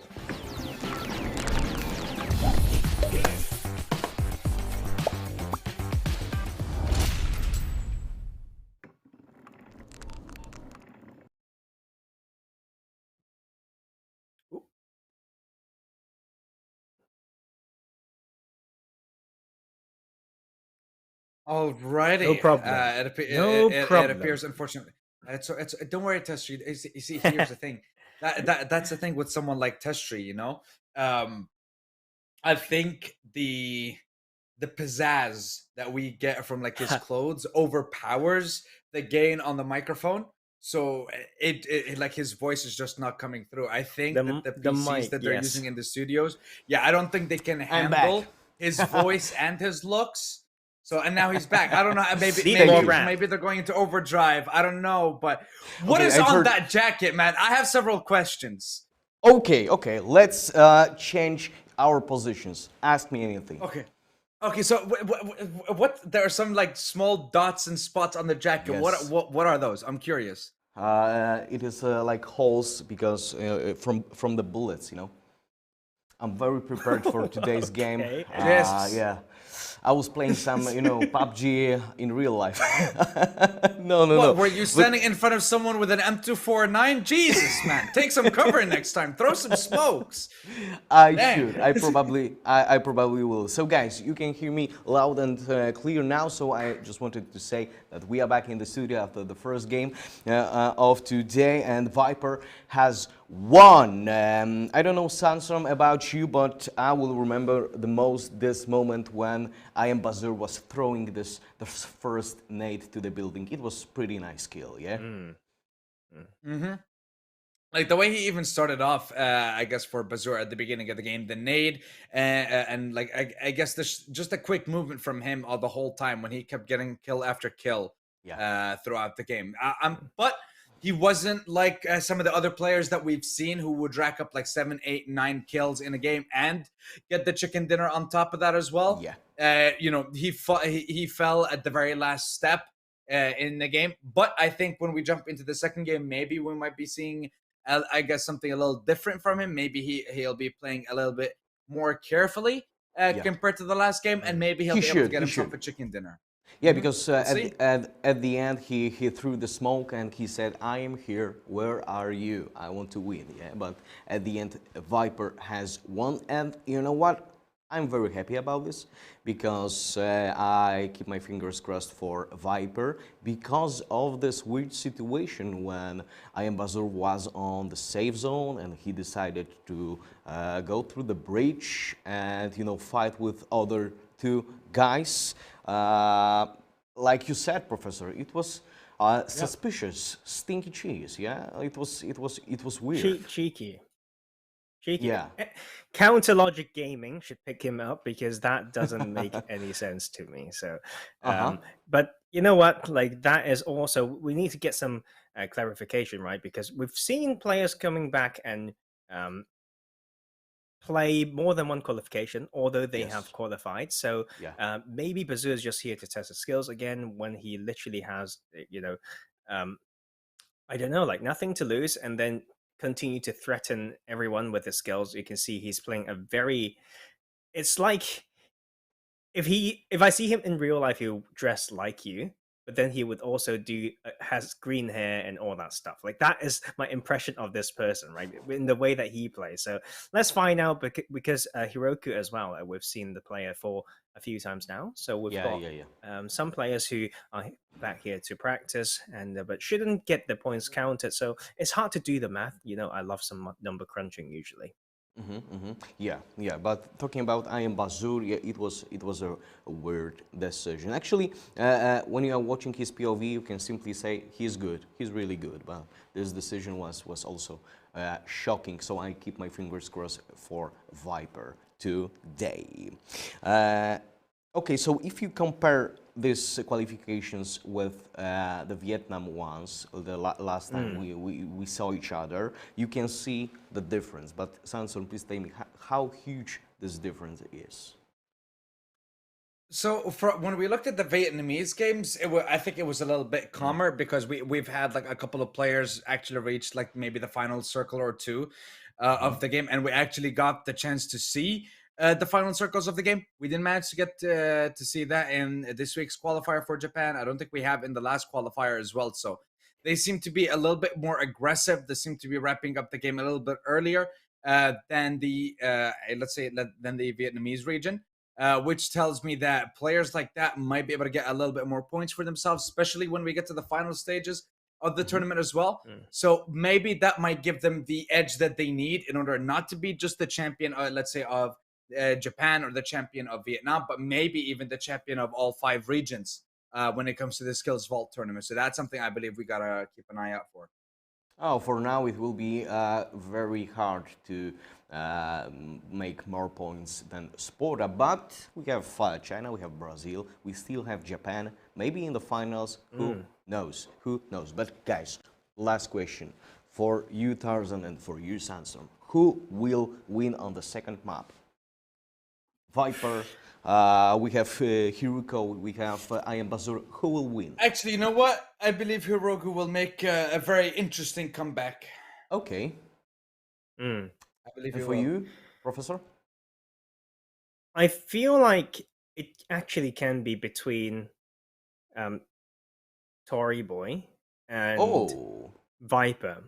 Because I feel like when we look at these like very fine, movements and all that stuff, like to be fair, I've always set the bar extremely high.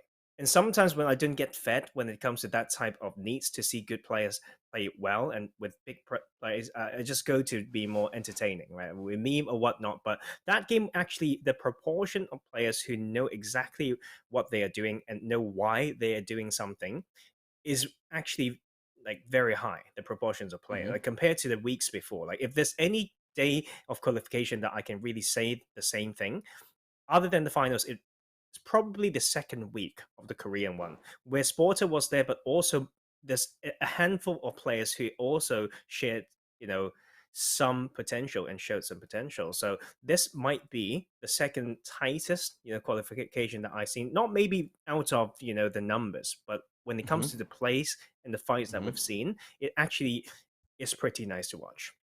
Oh yeah. After these words, anyone cannot, skip this match. We are waiting for it. Guys, thank you so much. Let's go into the game. All right. Hopefully, we're going to be jumping into the game with it in a few short moments. So don't forget to let us know who you think will come out on top. Where do you think the path of the plane is going to be coming from, and where's it going to be going? Mr. Tarzan. You know what? Okay, before we go any further, what did I get from that first game, though? So now, basically, like you upgraded from, let's say, a McDonald's dinner to, I'm just gonna upgrade it to like, a cafe style place, and then you go from a cafe style place to like a full blown proper restaurant with like, and we'll go for like appetizers. We'll go for some maybe a proper steak. I'll take you to a nice steak place if you want to, I know a couple of places nearby, so we'll don't worry, we'll get to have some fun, enjoy ourselves a little bit. But before we do that, pick before it's too late. Exactly, we gotta pick. So Tarzan, quick, go. Miramar, where's it coming from? Where's it going? From south of Los Leones, basically through Los Leones to El Pozo. Okay, Chumacera. I was actually gonna say from Chumacera to La Cabrera, so that wasn't even close. You know what? None of us like. You don't get an upgrade, Yeah. but also you don't get a downgrade. See, anytime I'm right, you get a downgrade. Anytime you're right, you get an upgrade. So far, you hold on to that cafe dinner, my friend. You hold on to that.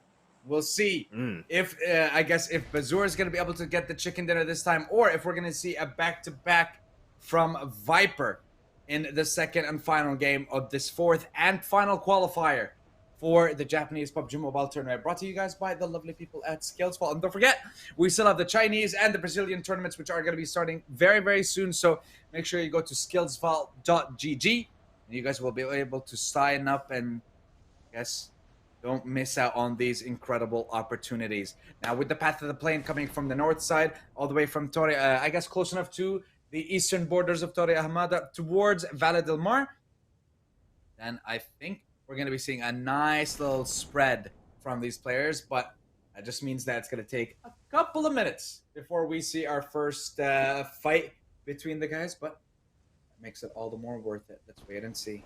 Yes. Okay, I've chosen the right player so far. Two things, guys. Parachute is important, right? The skills. 360, very careful of, you know, the other sides that can spoil him. Lands on the vehicle instead of the loot. This is what we are used to as well, Sandstorm. I think these are the basics, like for sometimes those pro play. Also, early game looting, want to make it a bit clearer, swapping to FPP. Okay, you know what? I do have a good read on these things, and that because I've watched so many pro player VODs, you know, for analysis and for coaching and all that stuff. I don't think I've hyped the wrong person up. And to be fair, there's only 2 players who have done that so far, in a very, how should I say, sensible way. Like there are players who would just swap to FPP for no reason, but we see some of those swapping to it for maybe clarity, inside the smoke and visibility and all that stuff. Like it's these things that I'm looking out for, right? Like and it's the big brain players, you know, and so yes, Hiruko definitely not one of those, although he got a qualification like in his pocket, right? Like he got qualified, I think for it might be the same region, but yes, doesn't like cars is what I said about this player. And Saint Martin, that can be a bit of a stretch, no? I think it can be, but the thing is, oh, wait a minute. Well, okay, so I'm looking at Palpu right now, but we do see another player in the same city, in the same vicinity, slowly making their way. And who is it? It is, in fact, Hirogu. So that is my player right there. That's my boy. Let's see if Hirogu will be able to, I guess, start off with a couple of kills. And look at Viper's positioning, though, compared to everyone else. So you have, let's say, the likes of Hirogu and Palpu. That's the name I'm trying to think of. And Palpu as well. Whenever they start a fight, there's a team about 1 kilometer north of them. They're going to hear the fights. They might start coming closer. There's also a team to the east of Palpu and Hirogu's position, which might also cause them to come over for a 3rd, 4th, 5th, 6th party. Viper, he's the one that's too far away to hear anything. So we'll see what's going to happen. When will one fight start and cause all the other fights to come out as well? Well, early fights, you didn't get that a lot in this lobby. Like 7 players right now, but in one of these bigger cities with these outplays, right? Recently, we've got that all the time. I do it on the English broadcast when you were responsible for the Arabian one. We talk about 2 teams always hot dropping against each other in the city about these same buildings. Actually, just across the road is where they'd like to go. But this is no jokes. It's one of my favorite spots when I play classics as well because it's so dynamic. So hard to predict right now. And but we've got another player in town trying to take the cars away. Well, yeah, that's exactly what I'm expecting to happen. But I at least expected some kind of fights to break out before we started seeing these players coming close to each other. Hirogu, he's just checking every corner, every angle. Oh, but he has been spotted out, and no, he gets taken down. A couple of quick headshots from Palpu, and well, ladies and gentlemen, that right there is the greatest example of a caster curse? Well, it's. I don't think you understand how quick the caster curse is with me. Even for example, when I'm talking, let's say for example, I'm talking about the PMPL, right? So Right, yes. my position in there as a host. So when the games are going on, I'm just chilling with the analysts, you know, behind the scenes, and we're watching the games, or we're listening to the commentators. And anytime I'm like, oh wow, so you know, this player has a really nice position, and they're dead. That's sometimes that's literally how quick it gets. That's as quick as it goes sometimes for me in those games. So, you know, I've been getting quite a bad reputation in the community. So I got a lot of messages of people telling me like, please stop talking about our team. Please stop talking about our players. Obviously, you know, it's a little bit of banter between me and the community, a little bit of banter between me and the teams and the players. But sometimes it's a little bit I see it as too much, you know. Sometimes it happens quite a few too many times, and it starts. Yeah, I start getting worried, you know? It's like I want the Arabic teams to do well. I want to see the best of the best going to represent the region in the international tournaments. And I'm like, I just want to see the best. I don't want to curse them, you know? Now I want to focus on Princessina die for a couple of moments, because we've seen her name at a couple of qualifiers. And I'm going to be honest with you. I've seen her get eliminated, whether by Blue Zone, by her blowing up her own car, or them blowing up their own car. I'm not too sure. Yeah, or full damage. I don't think we've seen them in a lot of fights recently, and I'm starting to freak out. What's going on with Princessina over here? But you know what? It's actually hilarious. Like sometimes this is what I mean by sometimes the region being defined by those moments, right? Like Princessina last time, we've seen like them float down. Like I can see the name tag of the player like on the screen of another player's POV, and I see them just slowly fly down the cliffside on the left side of the screen, and then I see it pop up on the kill feed. Like it's a big F in the chat, but it's also really, really funny to see. It's like you can see a very, very small person just dropping down, and then doom, they're dead, right? So like things do happen, and when we talk about these visual things as well, one of my favorites so far is sometimes the occasional glitch when a nade is thrown in like a curveball. Not exactly curveball. I don't know what... It's like a snake. You get what I mean? It's like it just like snakes in instead of like a smooth curve. And that always fascinates me when I look about those projectiles and the observer perspective. And yes, and of course, a lot of Chumacera, like I always like to say, because can be extremely tricky around here, but in this mode it's completely different, and it's about, yes, vehicles. Yes, from the bus to the buggy. Go, Tori, go. And strong positions all around, like around this central belt. So we can play the game still, right? Since we both got it wrong. Let's make a bet on maybe phase 4 circle, where it's going to center up. Are you just trying to squeeze me for more money? Is this what's okay, happening you know what? here? You just Hey, you just want to get more and more upgrades actually, for your dinner. Okay, no. Okay, actually, like, of course I'm not. But 2, we haven't finished our game yet, so we need to finish the sniper and SMG game. Okay, so let's do SMGs very quickly. Okay, I'm just going to make this quick, and Uzi is my first one. Uzi. Okay, so we're going for SMGs. I'm gonna go for the MP5K. Nice choice. 45. UMP Thompson, or the Tommy gun. Yep, and the PP Bison. Vector. Yep. Let me think. I feel like the P90. Ooh, true. The Pro 90. Are there any left? I'm thinking. I'm actually thinking. Vector, Thompson.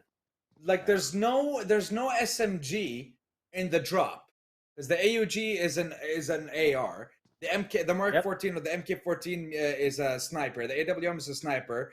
The M249, even when it was in the drop before, that's still an LMG. The MG3 also an LMG. Groza also an AR. So I don't think.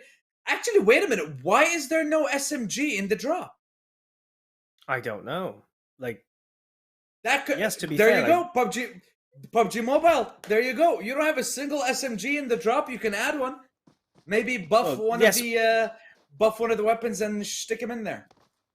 I mean, it's fair, right? We had an airdrop that has shotguns in the past. Like DBS used to be a drop weapon. Oh yeah. So why can't we have like SMGs? Like that doesn't make sense, right? But yes, which SMG do you think would fit though? That's the question.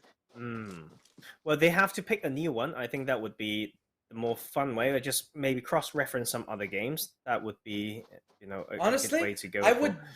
I would maybe buff one of the weapons, right? Buff one of the weapons, but like for example, you know how with the Groza you can only attach, let's say, like either a mag or a scope, and you can actually put a silencer, and that's it. You can't put anything else. So you do the same thing. You'd put another weapon like that you can only put a certain amount of attachments on when it comes to SMGs. For example, maybe putting the Tommy gun. I feel like the Tommy gun or the UMP. Those would be the ideal ones to put in. You would upgrade them a little bit, maybe boost their damage, boost their their ammo capacity. Maybe already give them like a stock and a mag and a sight or something like that, and then just give it a couple of other spots to upgrade. I don't know. That could be something. But as far as I know, I don't think there are any more SMGs in the game, so we can move on to snipers. Yep. And if we're wrong, let us know in the chat. Yeah, of course. I'm going to start this with what we said. Oh, okay. Shots in place. Oppo needs to get out, and this is a little bit tricky because it's about playing the dips on either side, but we can... Okay, that's Toryboy shooting at him. This type of landscape is challenging long-range shots, so at least, maybe like after a CQC like blooper earlier, like Tori and Milta wants to take some long-range fights and going for the flank right now, but we can cast this whilst playing the game. Let's try to multitask. I'm gonna go with the Winchester. Win 94. And let's see, Winchester 94. So we're starting with snipers now. I will take the Mini 14. Okay, and Tori will take us now. Paul Poo in a 1v1, and actually Toryboy will be the one to claim his first kill of the game. Makes up for that first game, but that means that he just needs to he needs to get the rest of the kills in this game. He needs to get a couple more at least and get that chicken dinner. And the problem is, not only does he have to rely on him getting the kills, but he also has to rely on other players that did secure kills or got the chicken dinner in the first game, get absolutely nothing in this second game, in order for him to actually have an opportunity at making it to the finals of the tournament, to actually maybe getting a prize in today's games as well. He essentially needs to kill Viper pretty quickly. Like, otherwise, like, Viper would just come close when it comes to placement points, because, like, Toryboy went out at, I don't know, 5th or 6th last game. So, yeah, that is the problem. Like, that is a good chunk of placement points. So he needs to find Viper right now, and then just take a few more kills, because Viper literally, the only kill that he got, I believe, was in that end game. Is 1 kill and the chicken dinner. So let it when it's needed. 430 points from that one. We don't know what... We can go back to look at some tables. I believe our lovely SkillzVault team has got some sheets like ready for us, so I'm just going to ask for those in a bit, and then, yeah, like, otherwise just let them play it out. But of course, some CQC movement coming through again, and this circle, man. You know what? Back to the game. No time to waste, because we need to get this done, right? So, Winchester, you said something. Have you said something after Winchester 94? Yeah, I said the Mini 14. Mini 14, okay. I'm going to pick the SLR. QBU. Yep, the SKS. You already said SLR. Yep. MK14. Okay. I'm going to move into... Did we talk about the AWM yet? AWM? No, we haven't. Car 9. Okay. I'm going to take that way. Yeah. Yep. M24. Moisen. The VSS. Of course, the VSS is the last one. That is all of them, I believe, as well. Yeah, so we've done... So we have VSS... Okay, wait a minute. There's VSS, one more. AWM, Car 9, Moisen, Winchester, MK14, Mini 14, SKS, SLR, QBU. Holy moly! There's 10 snipers in the game at least. There's a lot. I can tell you this last one is probably a little bit hard because we don't see them in pro play because it's a Livic only one. Oh, I hate the fact that it's a Livic only weapon. I don't play a lot of Livic. Let me see if I can remember. Ooh. It's MK something, right? I'm just gonna give that to you, and then you need to figure the rest out.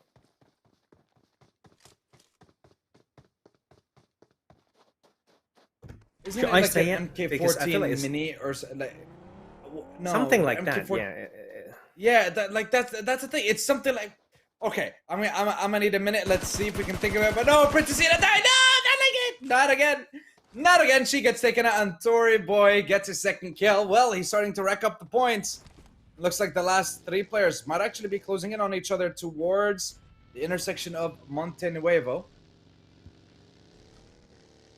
Like he literally needs to win this game, right? Because like Viper got 430 points, and he's now at least getting, oh god, like my head, 320 at least, right? Like 20-point difference in the early ranks. So that is some points to chase. And Tory Boy needs to really kill like Viper as the next person, I believe, because it was maybe a rank 7 or something like that in the game before. So need to find out.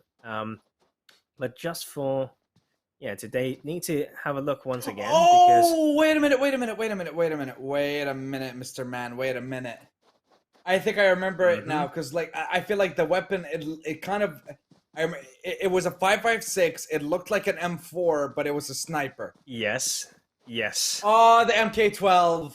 Oh my god. Yes, the MK12. Well done. There we go. It's I think the that's MK12. it. Right? Like that has to be everything. the last one. Yeah, that has to be the last one. But my god, the MK12.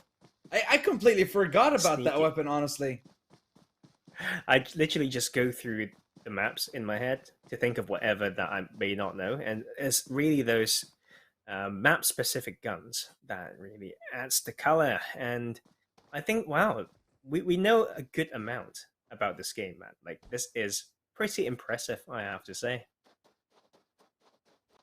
that it is. Let's see what Bazoor will be able to do this game, though. He has 3 opponents left.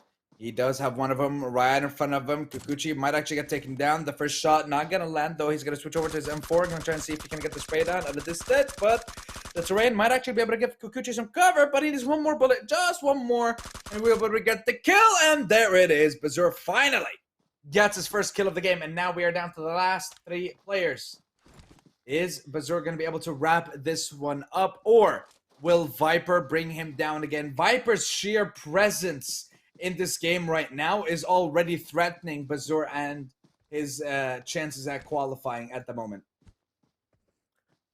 I mean, Viper. I don't know. Maybe Bazoor's already in, but I'm not sure at all. Like I think it's going to be a very interesting endgame because all 3 players are actually way above average to the skill level that we've seen so far. Like we've got Bazoor like very good like drop shots, all those stuff, and like Tory Boy stacked as well, and long range shots we've seen, CQC we've seen, Viper wise rotations, making certain like certain rotations that we didn't expect him to come through, and then lining up shots when is required. Like the time to kill was extremely low as well, so he knows what he's doing. Like he almost killed someone off a flying vehicle, and sometimes the time that he was trying to open fire as well, like in that circle, means that he needs to almost, swing his phone like 360, and that is why, we are talking about the excitement of this endgame. Yes, it's still phase 3, but it's about who makes the mistake that's most punishable. See if anyone is going to be able to punish here. Tory Boy. He didn't really get a chance to show off his skills in the last game. He was taken out quite early, as we remember. But now with him, Viper, and Bazoor being the last players, very curious to see how that one is going to play out. this one is a tricky one. It's actually extremely it's extremely weird, like in a way, because there's so many different styles in this as well. You can see Viper just wants to stay healthy, and you can see sometimes we talk about holding the nade right in cover because the guns can poke out, like based on a small visual bug. That's what happened there, and Viper tried to use that position cover, but in a pretty crap way. And Toribo once again moving, so he's not in the circle, but he is in a spot that can allow, how should I say, allow punishment like on the late rotators. Because after all, this is a decent hill, and but then he moved out of it, playing the sweeping style. I feel like this is what Sporter did as well, like when he played to make sure he cleared the edges, but it's of course very high risk against players who knows what they're doing, who has good aim. That seems to be, like you said, Professor Tarzan, Tori's plan as well, just to try and sweep as much of the northern area as possible. Not only is it to find out if there's anyone there, but I believe it's also to make sure that, he's not going to get flanked at any point if he decides to hold on to the north side of the zone. But now, with the zone making the shift towards the northeast, Viper will, I believe, the mountainside, I guess, towards the south side of the zone, where the double drops are. That's where I feel Viper will rotate to. Bazura might go for an earlier rotation and take the opposite and take the north side. And I think Tory Boy might actually come in from the west, or rather from the east, and take Bazura's old location and just hold on. And then from there, I think maybe the players might be able to spot each other out, and we might actually get into a fight. But we'll see if that is exactly what's going to happen, though.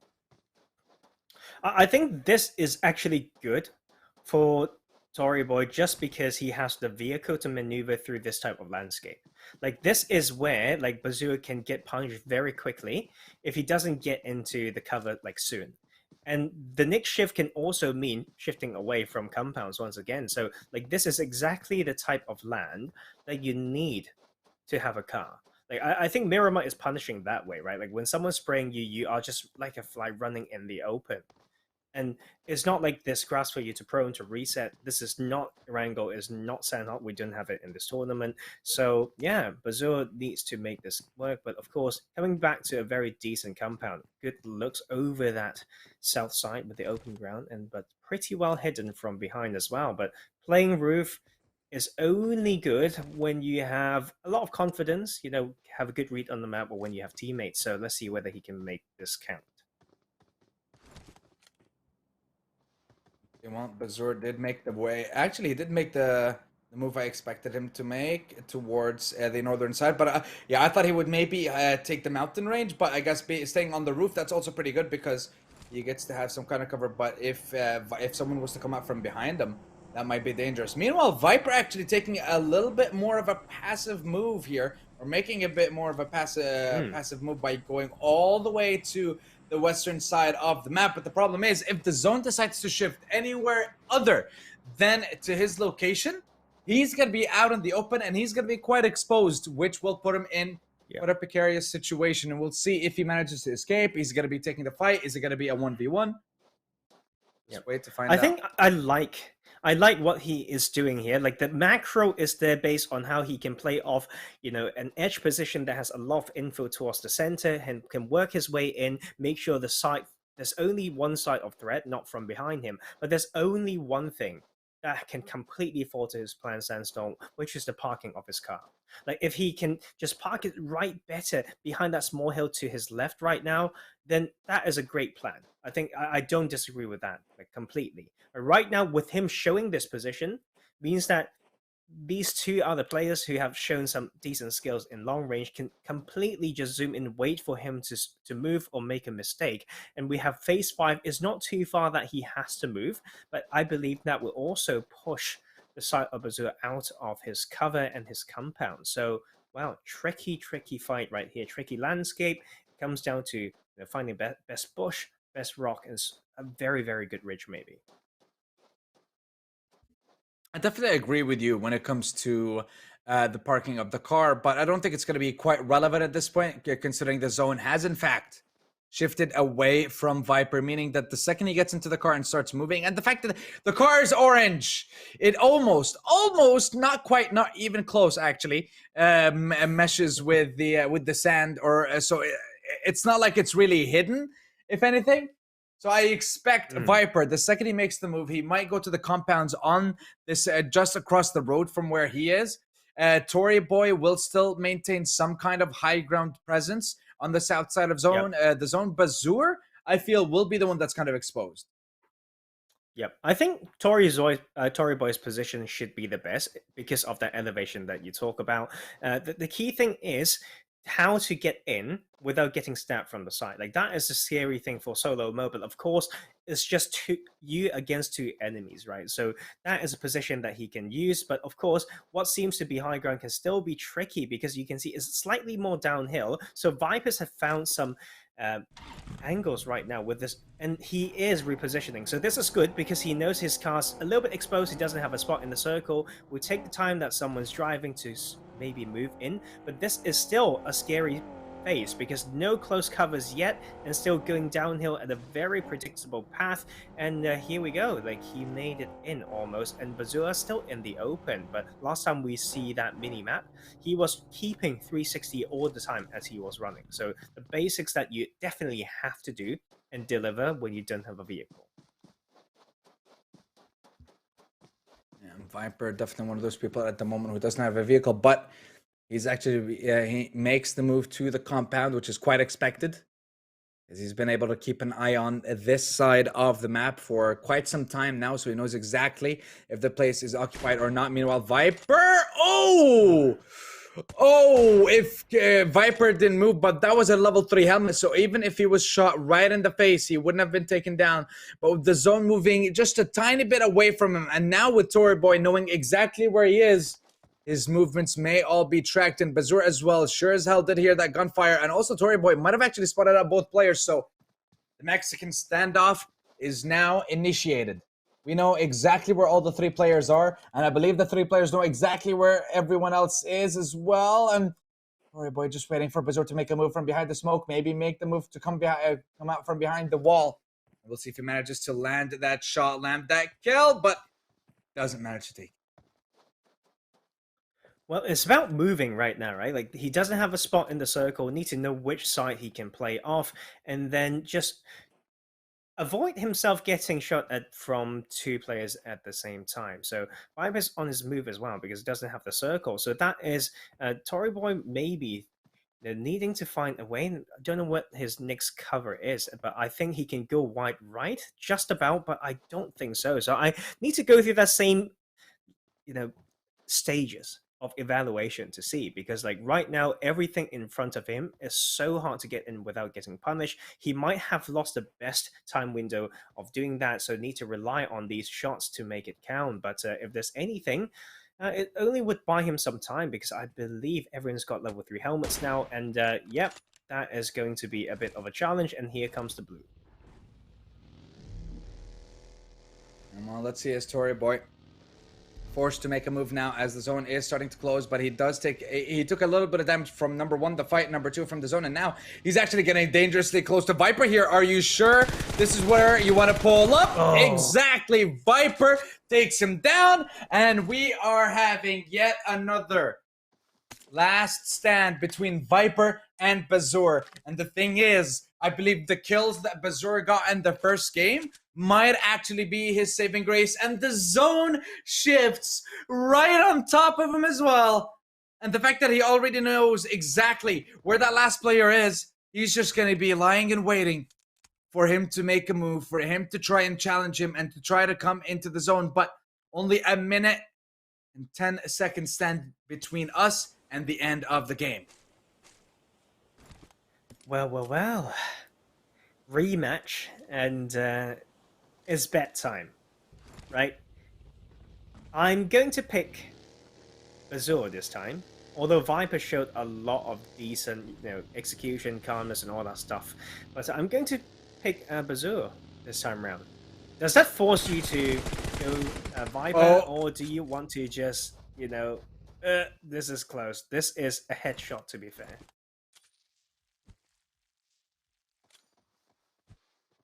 see. Is now Bazur with Viper. I mean, Viper did actually make quite a dangerous move, if I'm being honest with you, with the car and rushing it. Let's see. Because Viper is the one who has a lot of cover when it comes to using those buildings, but it is still Bazur in the driving seat. It is still Bazur who's in the zone quite comfortably as well with an incredible point of view. He's going to be lobbing a couple of Molotovs, trying to cut off some pathways, cut off some exits towards the zone. But I believe Viper might actually be in the zone just yet, but oh no, the Molotov actually manages to hit him. Viper is on fire. Will we actually see the push coming in from Bazur, but the nade coming in as well, and that is the game. He gets his revenge, and my God, was that a dish best served Cole right there. And that just might be enough for Bazur to qualify. That might just be enough for him to make it through to the finals. We're going to have to wait for production to tally up the points and see who came out on top at the end of that one. Is it going to be Bazur or is it going to be Viper? I'm honestly not too sure.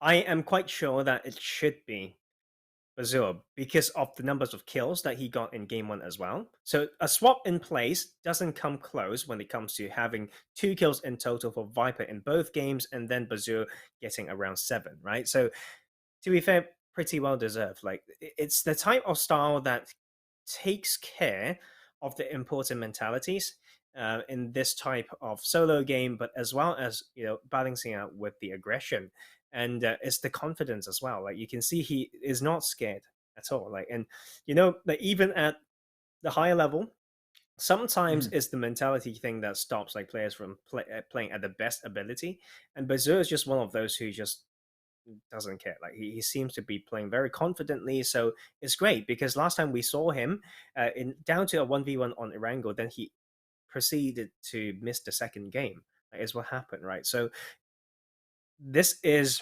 redemption, and to be fair, like, if we try to disregard maybe a Sporter from Korean region, this is top 3 from this player. Like, when it comes to performance overall, not just like domination, but everything balanced. Yes, one thing lacking, maybe, you know, the love for cars when is absolutely essential, to be fair. Especially when we move over to finals, it's about, you know, playing these other lobbies where you need to, you know, hunt players down. And yeah, we've seen duos doing quite well when they have that ability. But wow, that's it for this last qualification, Sandstorm.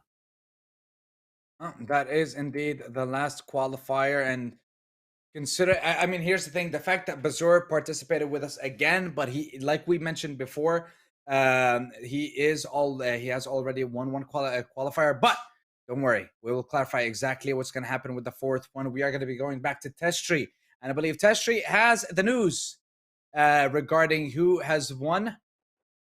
Yes. Okay. So I am. Yeah. You want to know? I was just going to say. Who I was has just won? going to say. Who will be? Yeah.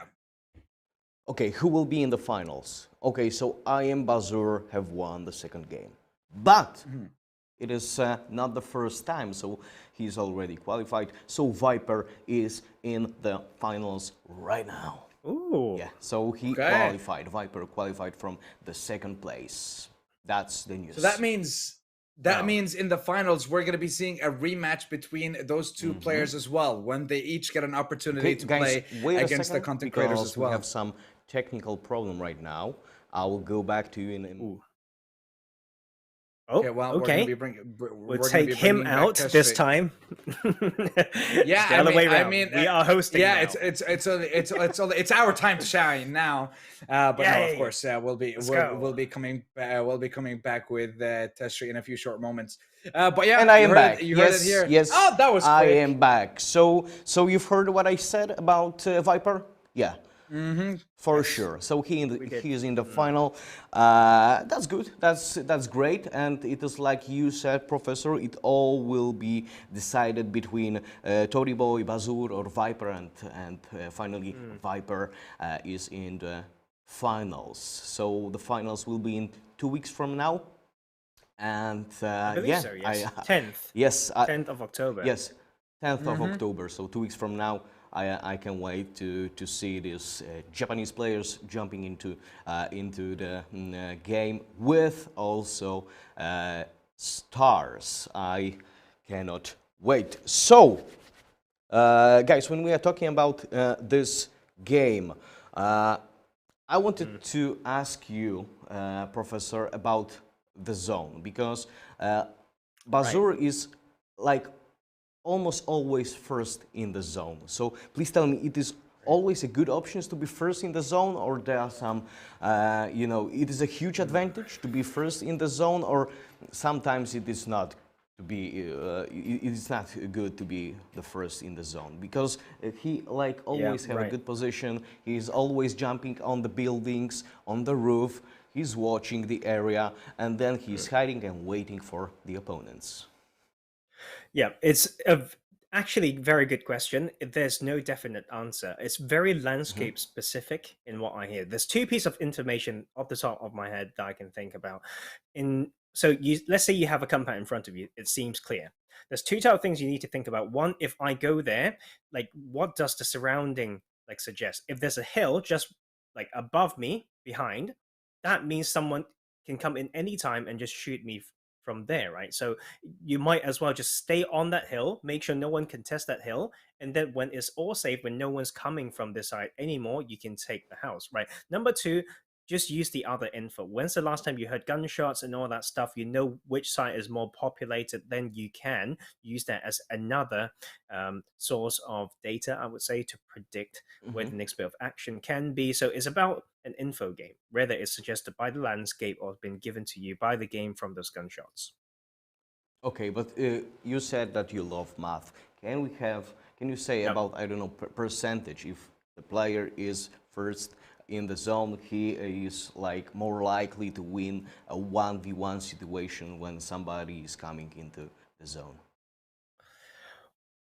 Once again, I mean, it's about the covers around. Like, it's completely open around one compound, and the compound has like 4 windows, like very easy that they can reposition, so he can take out many sites. Then yes, when you get the compound, you are stronger usually in that case, especially in solos. But it's also very hard to say. Like, if I'm the person who knows that is you are the last one and you are in that building, all I have to do is to zigzag my way, don't even need a car, keep my crosshairs in the 2 windows that you can peek from, and then that is actually easier to take someone down than someone maybe standing up from a prone position or peeking from the side of the window. So, but yes, I would say 60% of the time, if you have the cover, you can decide when to strike. Someone needs to rely on their reflex, but it also is about the landscape all the time. Like, I can work around your building if I have 3 rocks and 3 smokes. Done deal. Like, you don't know which one I'm peeking out from. So we need some case studies to put that down, but I think it's important to give that extra small bit of info, because we're quite used to pro play right now. Both Stenstorm and myself know right now we are more heavy on squad mode. Yes, early positions in the circle is quite important. And that's why he is a Professor Tarzan, not only a Tarzan. Thank you so much. Sandstorm, last day of Japan qualifications. Are you happy with it? You know, because this is it. We have 4 players. We have 2 stars. We will go straight into the finals. I want to hear your opinion. What do you feel in your heart, deep in your heart? Honestly, I mean, I'm excited. I mean, I'm glad we got to see, I guess, 2 of the players that we're already gonna have in the finals. We got to see what they're made of already in today's games as well. So I'm looking forward to seeing how well they're gonna be clashing against each other when we get to the finals. And like you said, we're gonna have our star guests as well with us. There's gonna be quite a lot of games that we're gonna be seeing on the finals, and all the players have 2 weeks.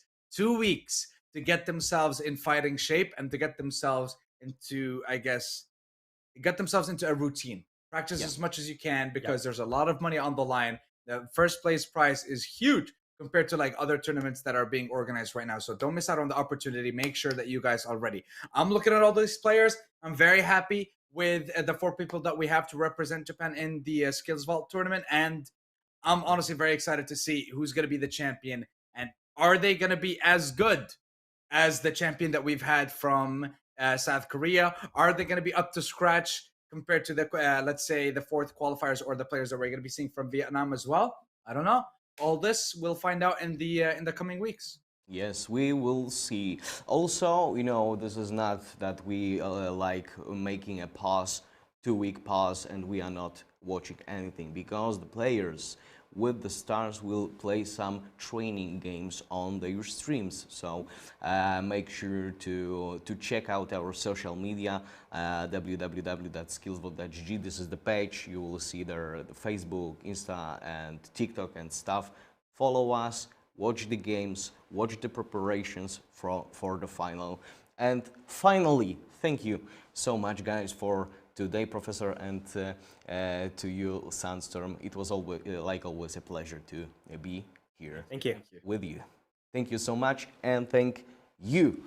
It was the last time to fight for the money. No more qualifications. Now there is only a final that will take place on the 10th of October. So be here with us, watch the games, keep your fingers crossed for your favorite players. Thank you so much. I'm Testry. This was SkillzVault. See you in the next week.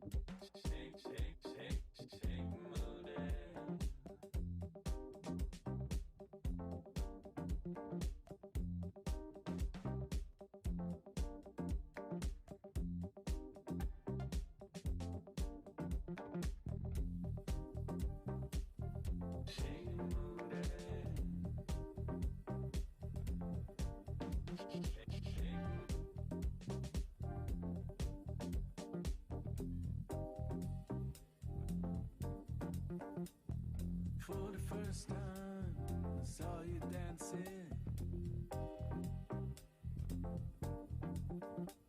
The room was filled with your grace and your energy.